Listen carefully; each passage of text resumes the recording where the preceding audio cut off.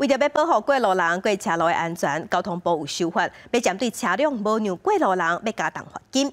新制度对今仔日开始实施。台北市的交通大队就伫大路口抓违规，4轮的轿车无让过路人会罚3600，若2轮的奥多摆无让过路人会罚8200。人搁咧路里行，但是计程车煞手要过斑马线。 行人穿越到有行人通行，没有暂停让行人先行哦。这种不让过路人的行为，进前害台湾和外国媒体讲是行人地角，行伫路里的民众拢真有感。有时候他们可能赶路怎么样，一下子也没有注意行人就转弯啦。年纪比较大，你走比较缓慢，你这样的话会吓到他，那可能他就愣了一下，搞不好就跌倒。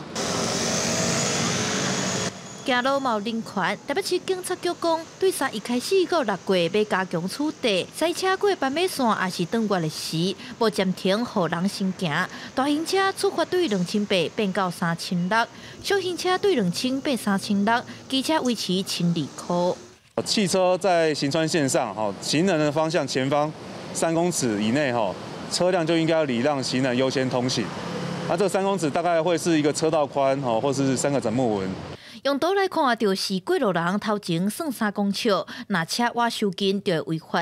台北市警察局统计，去年赛车无让人的违规就超过19000件，今年到达要6000件。除了科技执法，民众嘛当用影像检举，警方会伫人济也是机关学校等重要路口加强处理。